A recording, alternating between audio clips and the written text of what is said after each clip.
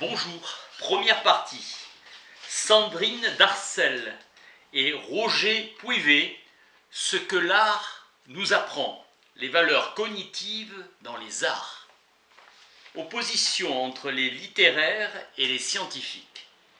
D'un côté la sensibilité, l'émotion, l'art, la création. De l'autre la rationalité, la technique, la rigueur. Les littéraires et la subjectivité, le romantisme, et les scientifiques avec l'objectivité et la technique. On photographie un artiste, on indique le nom d'un savant. L'artiste se défend lui aussi, est sérieux mais d'une autre façon, inconnue du scientifique. L'imagination aussi est décisive dans la théorie de la pensée scientifique. Chacun gagne à écouter l'autre. L'art est l'objet d'une satisfaction désintéressée. Kant dans la critique de la faculté de juger. C'est par un acte de synthèse contemplative ou intuition que l'idée est saisie dans son immédiateté. L'art assure une fonction dont la rationalité, ou la seule rationalité, est incapable la saisie immédiate d'une vérité élevée. Émotion comme expression de soi par l'artiste, le donné imaginaire est pur. L'art appartient au domaine spirituel ordonné à la manifestation de la vérité. L'art donne à comprendre sans que rien de discursif ne soit énoncé. La valeur cognitive de l'art renvoie à ce qu'il est susceptible de nous apprendre. Le cognitivisme esthétique est la thèse selon laquelle la valeur artistique d'une œuvre d'art réside dans ce qu'elle nous apprend ou nous fait comprendre. Processus d'évaluation. Aristote affirme que la poésie est plus philosophique que l'histoire. Clivage entre épistémologie et esthétique. Nelson Goodman, lui, appréhende l'expérience esthétique comme une activité cognitive, un déchiffrement des symboles. La première forme est la finalité, savoir qui prend forme dans les particularités d'une œuvre. Les œuvres nous font comprendre certaines choses. L'art développe des manières d'être informatives différentes des sciences. La question de l'ouvrage est de savoir si la valeur cognitive des œuvres d'art entre dans leur mérite artistique. Goodman, défenseur de la thèse selon laquelle les œuvres d'art ont un apport cognitif et exigent des compétences. Il s'agit d'analyser l'idée, de contester que les sciences recouvrent de manière exclusive le domaine des valeurs cognitives. Comment apprend-on moralement ? La moralité porte sur les motivations et les sentiments. La moralité, c'est savoir comment agir et quels sentiments avoir. Rôle de l'équilibre réfléchi. Haré considère les jugements moraux comme universalisables, dans le sens où ils impliquent des jugements identiques. L'universalisation requiert que le juge, s'il se trouvait dans la position de la cible, accepterait d'être traité comme il le propose pour la cible. Le juge est une sorte d'observateur de la scène morale, mais ce qu'il observe, c'est lui-même. Juge jugeant de ce qui devrait lui être fait. Il peut ressentir de la pitié ou de la colère si la décision est mauvaise. Les réponses émotionnelles, l'auteur les appelle imagination affective. L'acceptabilité morale peut s'appeler l'imagination sensitive. Le tout en tant qu'éducation éthique.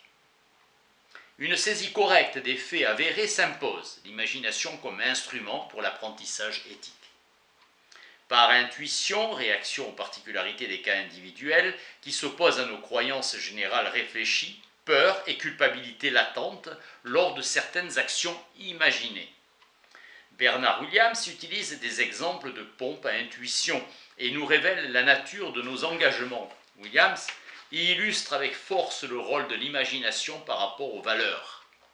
La réussite d'une œuvre, de par sa valeur morale, repose sur le fait qu'elle nous conduit à imaginer avec intensité une situation. L'œuvre déploie les dilemmes explorés. Les procédés stylistiques rendent les expériences imaginaires plus puissantes et ainsi faire ressortir certains choix moraux et apprendre au travers de l'imagination. Les œuvres d'art peuvent participer à l'éducation. L'imagination joue un rôle crucial dans ce processus cognitif. Beris Goethe. Distinction dans l'art entre apprendre quelque chose et acquérir un savoir propositionnel. Le progrès dans la compréhension peut signifier non pas découvrir des vérités, mais une nouvelle façon de voir les choses. Goodman dit que quand nous sortons d'une exposition, le monde dans lequel nous pénétrons n'est pas le même que celui que nous avons quitté. Apprendre sous une forme qui ressemble à des propositions. Un critique cherche seulement à discerner la signification globale. Ainsi, la littérature est supposée jouer un rôle éducatif. Dans son livre Esthétique et logique, Roger Puevé a défendu l'idée que la compréhension et l'appréciation correcte des œuvres d'art supposent la capacité à saisir leurs propriétés esthétiques. Importance des vertus esthétiques qui sont des dispositions acquises. Beris Goethe insiste sur le rôle joué par l'imagination. Avec Grégory Curie, la littérature suppose nous aider dans notre poursuite de la connaissance. Le fantastique est un genre populaire qui fait croire aux gens des scénarios imaginaires, croire ou être saisi par l'impossibilité manifeste de l'histoire, comme dans La révolte des robots du film Blade Runner. Il y a une résistance morale, imaginative. La résistance imaginative modale est dirigée vers la façon dont les personnages fictionnels agissent. Nous ne pouvons l'imaginer. Nous n'y croyons pas en tant que possibilité. Nous modifions notre sens quand une fiction nous convainc. Les fictions améliorent nos intuitions. Nous sommes émus par le destin d'une héroïne que nous savons pourtant n'avoir jamais existé. Pour garer la voiture, nous devons nous demander s'il est possible que l'espace soit suffisant.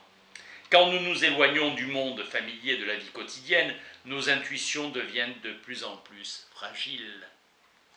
En lisant et regardant des films, nous entraînons notre intuition et acquérir une excellence dans la capacité à déterminer ce qui est vraiment possible. Notre compétence se développe. Les œuvres sont utiles pour entraîner notre disposition à accepter ou à résister. Roger Puevé. Jacques Morisot a défendu l'idée que son approche de l'art est résolument cognitive à Nelson Goodman. La question du contenu est revendiquée par une théorie. Goodman est exemplaire car il fait ressortir la discontinuité des concepts de ce qui éclaire la complexité des relations entre esthétique et cognition. Directeur d'une galerie puis collectionneur averti, Goodman estime qu'il faut avoir des idées claires lorsqu'on aborde les questions esthétiques. Univers symbolique et champ d'expérience, paradigme de l'analyse du langage, racine en psychologie dans le behaviorisme, réduction des processus de perception ou d'action à des séquences comportementales. L'esprit n'étant qu'une boîte noire. Thèse centrale du nominalisme où il n'existe que des particuliers et pas d'entité abstraite ni essence, ni classe ni propriété. Les notions générales sont des constructions. Aversion de Goodman pour le discours esthétique dominant et hérité du kantisme qui insiste sur la dimension subjective et désintéressée de l'expérience des œuvres d'art. Ascendant du positivisme de Carnap qui voit dans l'art la vérité de ce que la métaphysique est inapte à réaliser. Avec Dickey, l'art actualise ou favorise une disposition, nous rendant aptes à mieux percevoir ou réaliser. Il y a l'idée que la posture correcte en face du monde est moins celle de la vérité que celle de l'adaptation. Goodman s'interroge sur la manière pertinente d'évaluer la symbolisation, processus dans lequel aucune production artistique ne serait en mesure de signifier quoi que ce soit. Aux yeux de Goodman, le dessin primordial est la cognition. L'intérêt pratique, le plaisir, n'en sont que des corollaires. On doit donc juger la symbolisation fondamentalement par la manière dont elle sert le dessin cognitif. Polarité entre ce qu'il appelle densité et articulation, densité sémantique. Célèbre distinction de Wittgenstein où un symptôme n'est pas l'équivalent d'un critère. présenter davantage de symptômes ne rend pas automatiquement plus esthétique. Concept post-leibnizien dans lequel l'objet esthétique possède un degré de vérité intrinsèque. Fin de la première partie.